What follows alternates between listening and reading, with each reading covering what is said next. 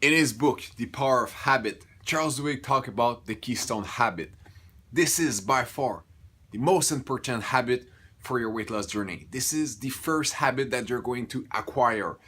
Charles described the keystone habit as a habit that have the power to start a chain of reaction that will help other good habits take hold. If you think about the domino effect, the keystone habit is the first domino. It's the domino that will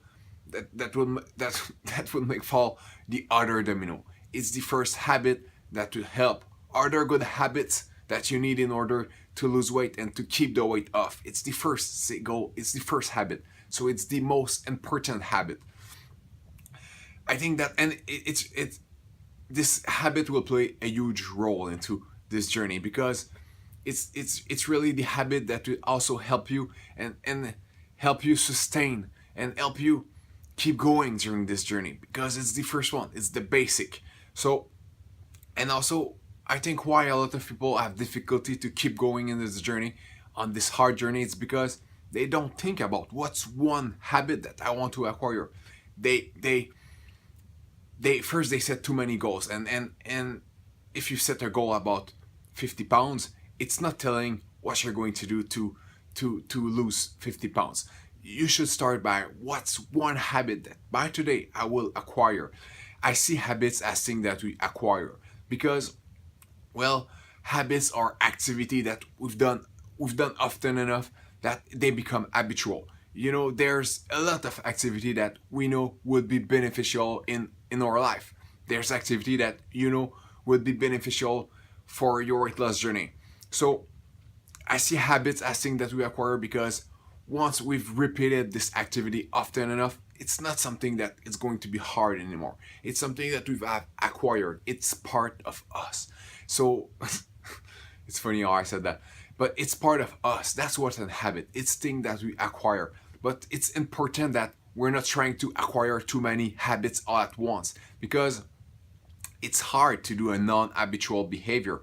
It consumes more energy to do non-habitual behavior. So it's why your keystone habit. So a few guidelines, a few tips to start. And before that, I will give more example about keystone habits because there's truly a power behind keystone habit.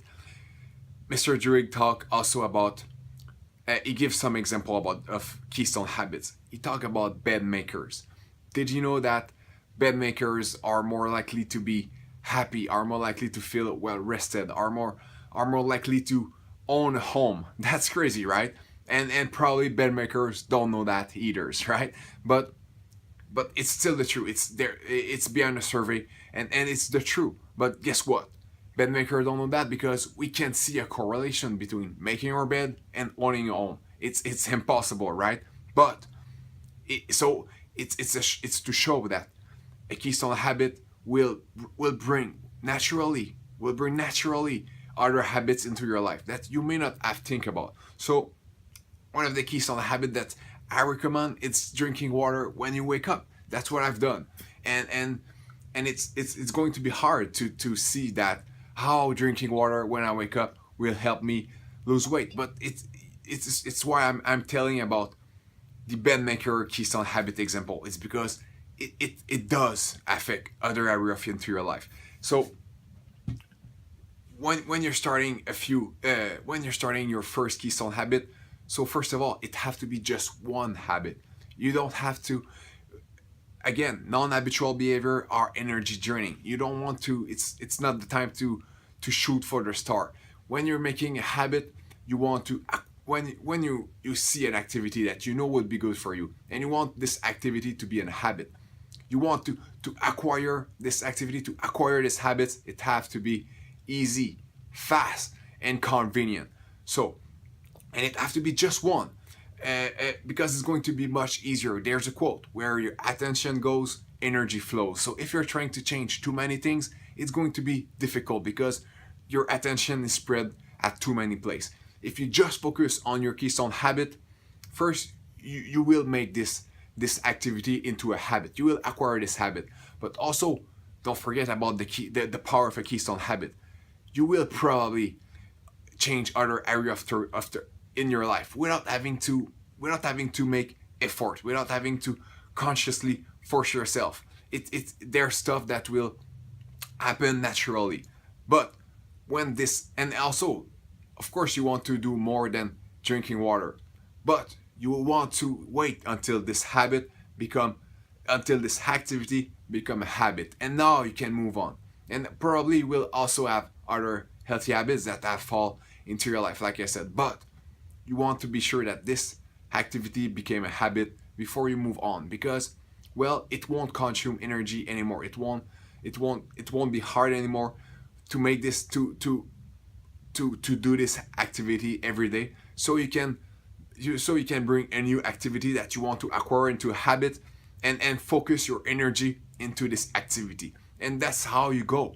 You acquire one habit at a time, and this is how you're going to lose weight, and this is how you're going to be able to sustain this journey and not get the weight back. So that's really it. My keystone habit is drinking water when I wake up. If you're already doing that, it can be eating a fruit every morning, every morning. So if that's the keystone habit you decide, well, first you have to remember it's just one habit. The second rule, if you will, if it have to be easy. So it's not have to be hard, like doing 20 push-up, because well, the more harder an activity it is, the more longer it will take to before it become a habit. The average time it takes to make a habit is 66 days. But if the behavior is hard, it's time consuming, it will take much longer. That's why that it's so hard to start a new journey, because well, if you go on the gym 1 hour every day, this thing will take years before it become habitual. And non-habitual behavior are energy draining. So that's why you want to be smart about it. So it have to be fast, it have to be easy. So your keystone habit have to be easy. Even you have to think about the days that you will get not you will lose motivation, that you will be tired, and you have to consider that. And so your keystone habit have to be easy enough so that you can do it even on those bad days. It have to be convenient. So in my example, drinking water, I buy a bottle of water that I left near my bed. If you decide to eat a fruit every morning, be sure to always have fruit in the morning. The second thing is that it have to be convenient. You don't want to, if it's water, let's say your water have to be near your bed, not in the fridge. If it's fruit, you have to have fruits every day into your fridge. So also the second thing is that you have to make it impossible to forget. So again, the water near my bed, I won't forget, because well, if I never had a water bottle before, I will see it when I wake up. If you never eat fruit upon awakening, put the fruit right where you're going to see it every morning when you open the fridge. So I don't want to make this video long. I hope this video is helpful, by the way, and if so, let me know. But I've wrote more about keystone habit on the blog on thehabitmaker.com, and if you want to dive a bit deeper into keystone habit as a mean to lose weight, click the link below. And really, what you focus on, you improve. So you want to go read this article if you want to really think about and to know more about keystone habit. But really, it's quite simple. It's not about, you don't have to let this fancy name to prevent you to get started. It's just one habit that from today you decide that you will do every single day, and that you won't try to change too many behavior. You want to acquire this habit before moving on. So on that, I hope this video is helpful. If so, let me know. Subscribe to the channel. I will explore habit formation as a mean to lose weight. So on that, my name is Fred, and best of luck in your journey. Bye.